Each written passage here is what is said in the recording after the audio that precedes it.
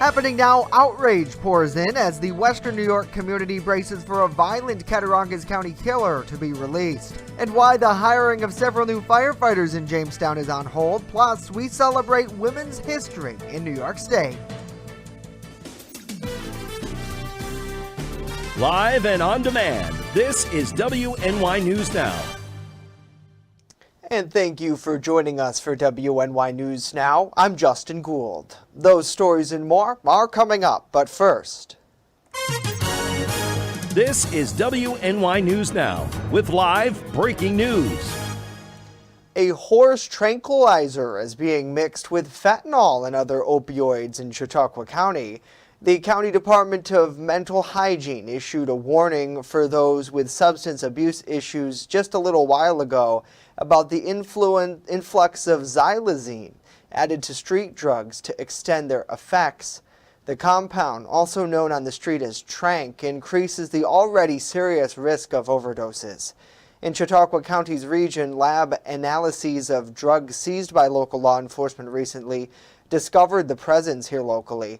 While naloxone and Narcan are ineffective against tranq, it still will reverse the overall effects of opioids in the presence that someone might be experiencing an overdose. Resources to help those who are struggling with substance abuse disorders can be found online at combataddiction.chq.com. A convicted Cattaraugus County killer with a history of violence and drug use while serving his sentence will be released on parole today. Now, warning, details within this story may be graphic in nature. Discretion is advised. Edward Kint was convicted for the 1999 brutal rape and murder of Penny Brown, a wife, mother, and nurse midwife from Salamanca. On Mother's Day, while she was out jogging with her two dogs, Brown was ambushed. He strangled her with the leash, the dog's leash, raped her, and killed her. Didn't know her.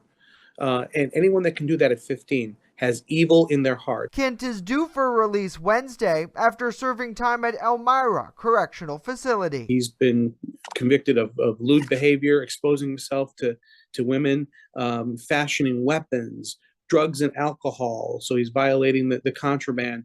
I mean, he has been a bad prisoner. Senator George Borrello is among many pushing to revoke parole. The time he was convicted, the maximum sentence he could receive was 9 years to life, which is what he got.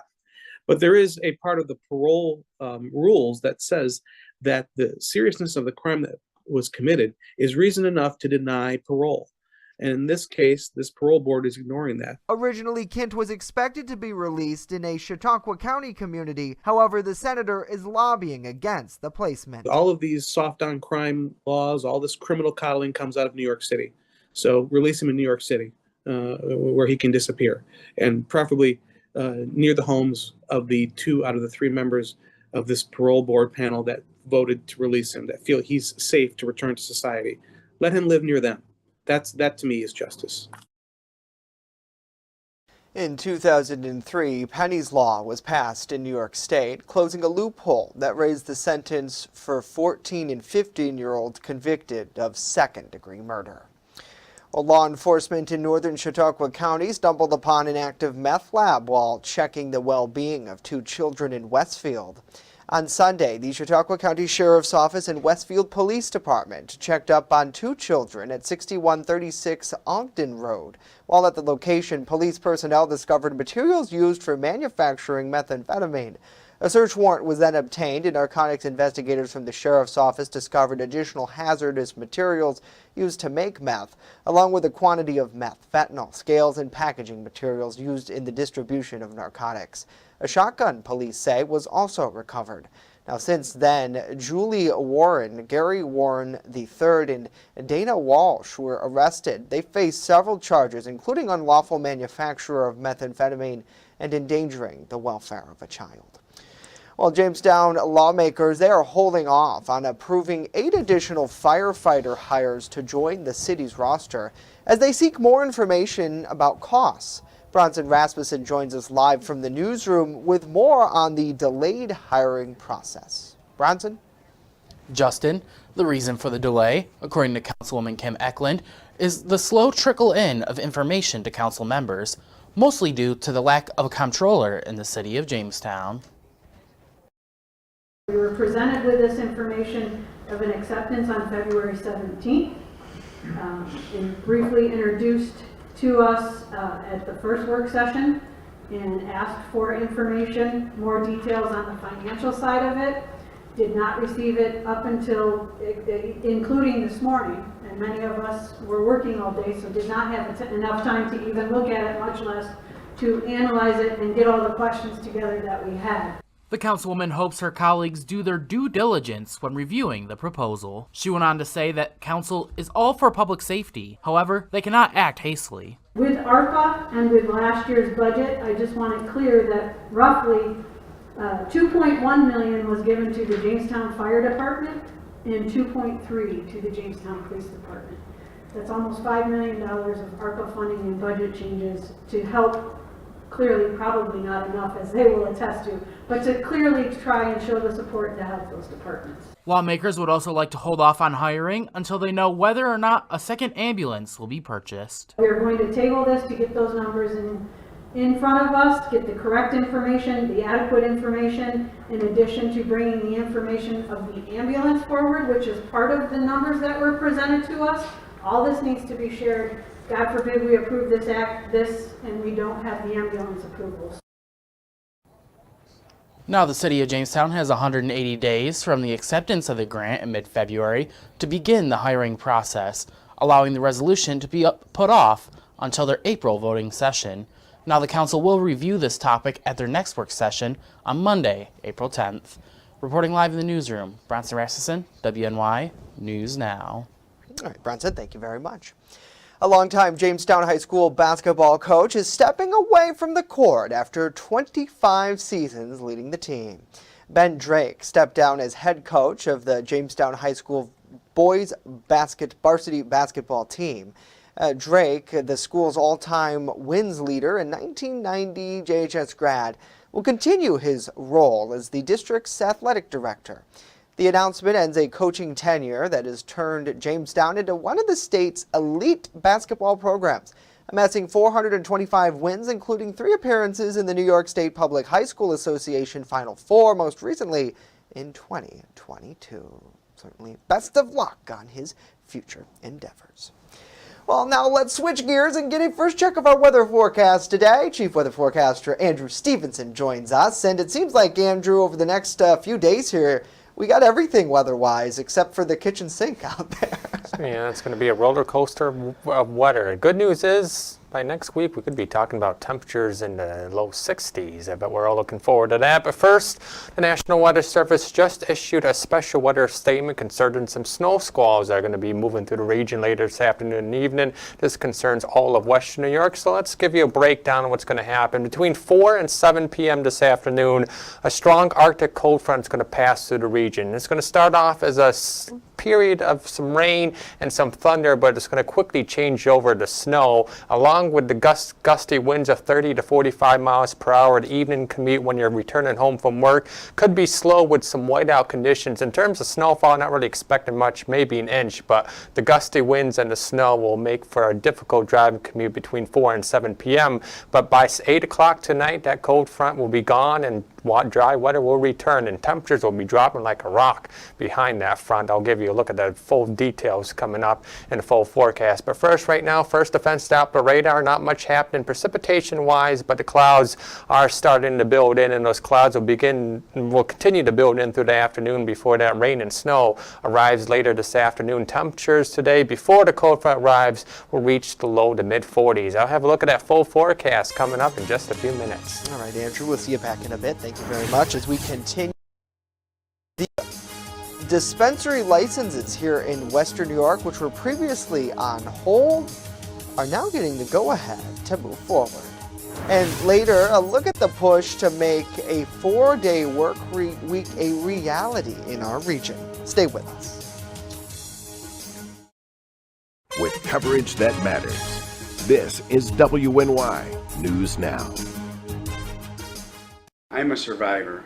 I'm a survivor. I'm a survivor. Testicular cancer is the leading form of cancer in men aged 15 to 35. 1 in 250 men will be diagnosed with testicular cancer. But 98% will survive if detected early. As a survivor, I believe early detection is the key. Learn how to do a testicular self-exam and other important facts about testicular cancer at oneball4tc.com. On this episode of Lead and Lures, pro staffer and lethal lady Caitlin Armstrong takes out her big Ohio buck. Months of hard work, dedication, and scouting have led her to this moment. You're not going to want to miss this episode of Lead and Lures on Channel 716 Roku TV.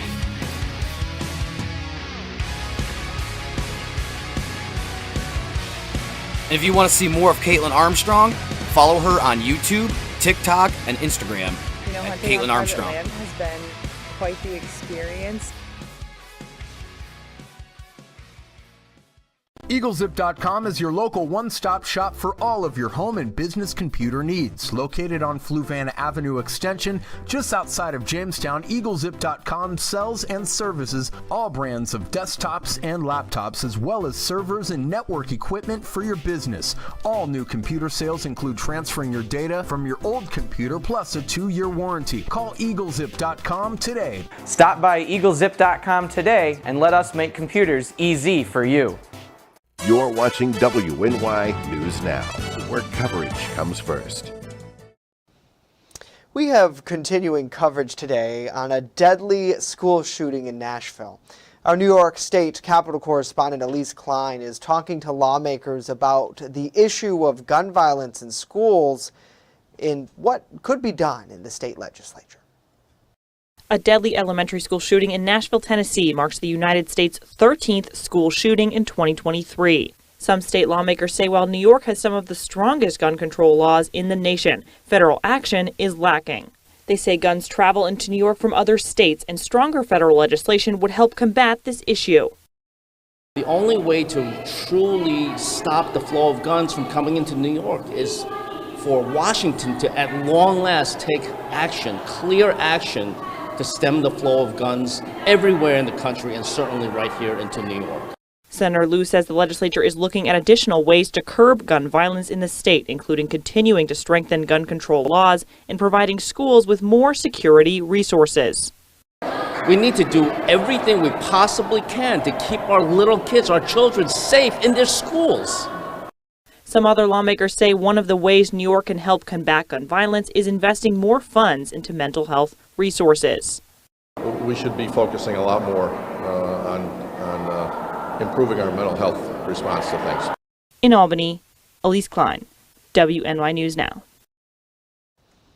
New York officials will be able to issue licenses for recreational marijuana dispensaries in some part of the state after an appeals court Tuesday narrowed the scope of a temporary injunction that had halted them because of a legal challenge. The ruling from the U.S. Second Circuit Court of Appeals allows the state to hand out licenses in Brooklyn, Central New York, the Mid-Hudson region, and here in Western New York, while upholding the block on them in the Finger Lakes region as the lawsuit continues. In November, an Albany federal judge issued a temporary injunction against the licenses being handed out in those areas after a lawsuit was filed by Var Isite, New York, a company owned by a Michigan resident who challenged how New York is issuing the licenses. Specifically, in designating the New York market, legislators intentionally looked for the first round of licenses to go to those who had pot convictions in their past or any relatives, in an attempt to make sure those directly impacted by drug law enforcement had access to new opportunities. Well, according to a recent study by 4-Day Week Global, some countries are seeing success after a 4-day work week pilot program. Over 90% of companies that participated in a pilot plan to implement the concept for good employees reported improvement with their personal life, their sleep, stress, and overall mental health. Now, some Pennsylvania lawmakers are working to propose similar initiatives that would incentivize businesses in the Commonwealth to give it a try. We as a state need to be looking at what makes us the most competitive. And part of that is making sure that we're the best possible place to work. Now, the optional program would provide a $5,000 pre-employee tax credit for up to 50 employees. The lawmakers behind the incentive say it can help grow small and medium-sized businesses while attracting more young workers to Pennsylvania. Well, you've probably heard of the relatively new and popular artificial intelligence chatbot known as ChatGPT. And if you haven't, the student in your life most certainly has. WNY News Now's Megan Selensky set out to see how higher education is managing the new technology and its impacts now on schoolwork. ChatGPT is a large language model developed by OpenAI. It has been trained on a vast amount of text data, which makes it highly proficient in natural language processing. ChatGPT's primary function is to engage in conversations with users and generate appropriate responses to their prompts. One of the benefits is these kind of provide a very interactive way for those self-driven students to learn stuff. And these kind of being able to bring a lot of very good ideas for them. ChatGPT can understand and respond to questions on a wide range of topics, including education, healthcare, finance, and entertainment. At Gannon University, the faculty and staff are working to embrace this new technology rather than be resistant to change. Because I don't think it's going to go away, and I think it's just going to continue to evolve. So instead of putting our heads in the sand, I think it's important that we understand the strengths of things like AI. Part of this report was written with the help of artificial intelligence technology, ChatGPT. Megan Selensky, WNY News Now. Pretty cool there, Megan. Thank you. Coming up, what our local congressional reps have to say about a newly proposed assault weapons ban in D.C. And later, in honor of Women's History Month, we take you on a trip to Seneca Falls, New York, to highlight the Women's Rights National Park. But first, Andrew joins us with a full look at our weather forecast as another blast of winter weather expected later today.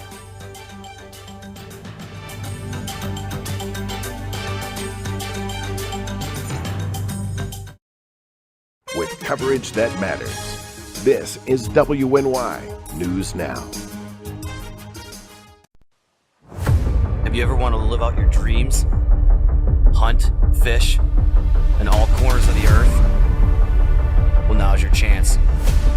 Follow Primitive Patriot Outdoors as we live out our dreams and show you how to live out yours through outdoor adventures.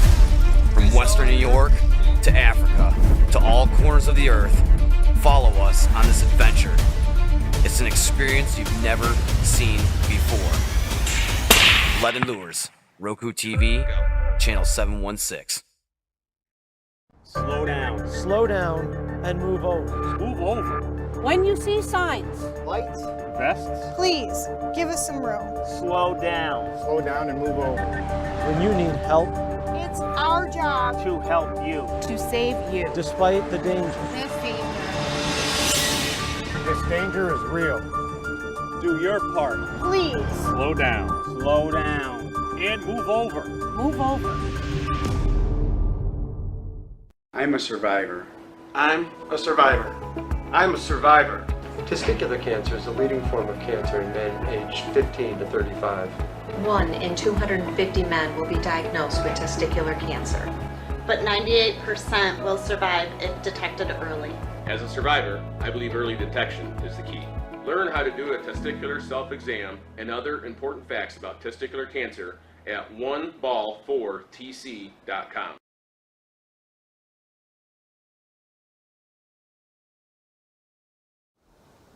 Welcome back to WNY News Now. Currently in downtown Jamestown, mostly cloudy skies. The current temperature at the Jamestown Airport as of noon is 42 degrees with a southwest wind of 18 miles per hour.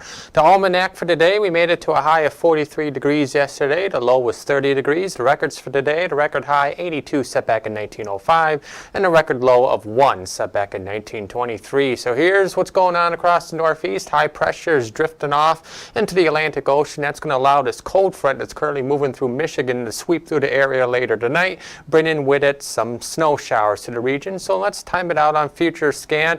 Mostly cloudy skies today afternoon, and then around 4, 5, 6 o'clock is when that cold front's going to move through, starting off as a brief period of rain, quickly changing over to snow squalls and gusty winds.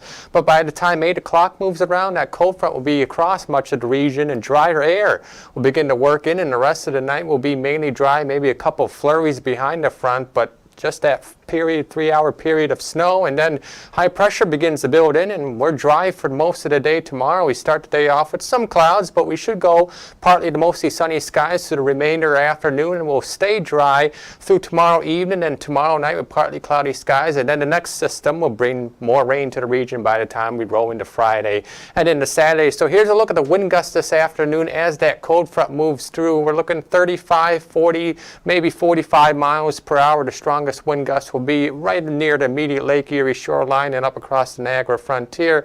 But again, as that cold front moves through with gusts around 45 miles per hour and the snow coming down, it could make for a difficult commute this evening. In terms of snowfall, not really expecting much in the way of snowfall. The paved surfaces will stay mainly dry, although wet, but on grassy surfaces we might see about ½ an inch across the southern tier, upwards of 1 inch of snow on the highest hilltops on the grassy surfaces. And now the extended forecast powered by Ultimate Satellite Solutions. Behind that cold front, temperatures tomorrow will only be in the mid-30s, but at least it will be sunny out there. We rebound back into the 50s for Friday and Saturday, but that comes at the price of rain and some more gusty winds. Another cold front is going to move through the region Saturday afternoon, kind of similar to last week, and could bring a couple of thunderstorms to the region. But we dry out once again on Sunday. Mostly sunny skies on Sunday. Temperatures near 40, but how about that for next week? Monday, Tuesday, temperatures in the lower 60s. Yeah. Looking forward to that. Gonna have to break out the shorts here pretty soon, Andrew. Thank you very much. Well, let's get some headlines from around the nation. And President Biden is calling on Congress to ban assault weapons following the Nashville school mass shooting. After the mass shooting in Uvalde, Texas, Congress passed bipartisan gun legislation, but it's unlikely Congress will move forward with Biden's proposal. The RAND Corporation, a nonprofit public policy research group, looked at different studies on the impacts of assault rifle bans. For reference, these studies define mass shootings as 4 or more killed, not including the shooter. In one study that focused on school shootings, the study showed that the presence of a state or federal assault rifle ban between 1990 and 2014 was significantly associated with a 54% reduction in the number of school shooting victims. However, it is unclear the extent to which the estimate was identified from the change in the federal law versus changes in state policy. Senators on both sides of the aisle were asked about an assault rifle ban, and here's how some responded. Our thoughts are with the families and the victims of the community. We are grateful for the quick, rapid response of law enforcement. And I think with respect to any discussion of legislation, it's premature. There's an ongoing investigation, and I think we need to let the facts come out. Look, as you know, I care passionately about this. I'm the author of the bill that passed in 1994, and we're working hard to get enough votes to pass it. Now, Congressman Nick Langworthy, who represents Chautauqua County, declined to comment, with his office telling us he was busy yesterday and couldn't be reached by our Capitol correspondent. Well, federal financial regulations are in the spotlight at Capitol Hill this week, with officials testifying before the Senate Banking Committee and the House Financial Services Committee on what led to the collapse of Silicon Valley Bank and Signature Bank. Congressional investigators are pushing for answers as the federal government tries to shore up the banking sector and prevent more issues in the future. Chris Wynn is in Washington with the latest.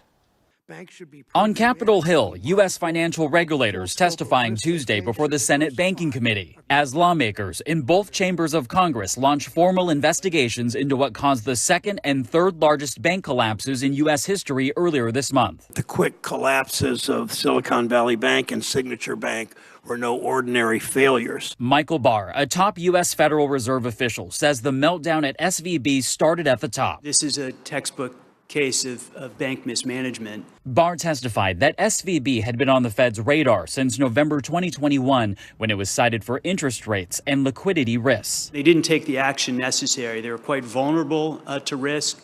to shocks, and they didn't take the actions necessary. The bank, he says, collapsed after depositors tried to withdraw $100 billion in a single day, driven by social media and mobile banking. The bank did not have enough collateral to meet that, and therefore they were not able to actually meet their obligations to pay their depositors over the course of that day, and they were shut down.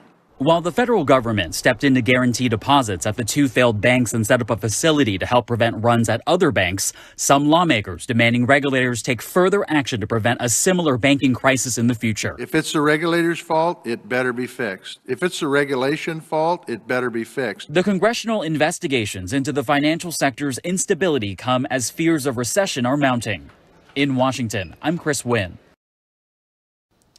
The National Transportation Safety Board is launching an investigation into the explosion at a candy factory. It happened Friday in West Reading, Pennsylvania, and killed 7 people. The NTSB called the incident at the R.M. Palmer Company, a chocolate factory, a natural gas explosion and subsequent fire. While the agency is known for investigating transportation-related incidents, that's still the case here. That's because a pipeline is considered a form of transportation, in this case, transporting natural gas. Now, 3 buildings at the site have since been condemned. Well, coming up next, we're celebrating Women's History Month by highlighting a New York State Women's Rights Historical Park. You're watching WNY News Now, your source for breaking news. There's an old saying, there's no news in the newsroom. Well, it's true. The time I spend at the anchor desk is just part of my day. Most of our time is spent gathering stories in the community, stories that matter to you. We can't do it alone, and we need your help. When you see breaking news or have a news tip we should know about, drop us a line on Facebook today, email our news desk, or call our newsroom at 488-7226 so we can bring those stories straight back to you. Right here, baby. Look. Uma. No. Something more than a birthday is happening here. Once you can see it, you can help. The sooner you recognize the signs of autism, the sooner you can make a lifetime of difference for your child. Start by answering a few simple questions at screenforautism.org. You're watching WNY News Now, where coverage comes first. Finally here today, in honor of Women's History Month, we're taking you on a trip to Seneca Falls, New York, to the Women's Rights National Park. Erie News Now's Tracy Tedhope has more. As you walk through the visitor center at the Women's Rights National Historical Park in nearby Seneca Falls, history comes to life. For some, it's humbling. For some, it's empowering. And for all who visit, it's educational. Each exhibit designed to make you stop and think. Growing up, there are certain lessons that carry through the remainder of our lives. Maybe it's which toys we play with. Maybe it's the stereotypes that we can learn from. There are some on display here that are quite interesting, piqued my interest at least. You're so neat and well organized. Think about others. You don't want to hurt their feelings. Boys don't play with dolls. You're a sissy. Boys will be boys. That's not very ladylike. Do any of these things sound familiar to you? Now fast forward several years, you're trying to find a job. Now back 175 years ago, it was quite different. There was women's work and there was men's work. You can see that the men had many options and the women had very few. I count maybe 7 different options for women. It's quite different nowadays. So when folks come through here and they see some of these lessons learned, it's pretty eye-opening. There is a weird disconnect that some people do bring to this. There's definitely things we'll find out about the way people process things. It's interesting to see how uncomfortable the site still makes a lot of people. So what is the most eye-opening piece of information you came across? Mine was the dresses. There's no way I could have fit in something like that, to be honest with you. It was like extremely tight, like on the waist, and it's important that like the change was made to help people. 17-year-old Joshua Houllier was not alone in his thinking. The most interesting thing that I learned here was probably how they dressed and everything, seeing the corsets and how it just formed their ribs and everything. and how their rights have changed. Such a interesting exhibit and important to highlight, nevertheless. Tracy, thank you for that. That's going to do it for us today. We'll leave you with this live look over the Randolph Peaches and Cream Sky Cam. Have a wonderful day. We'll see you back here tomorrow.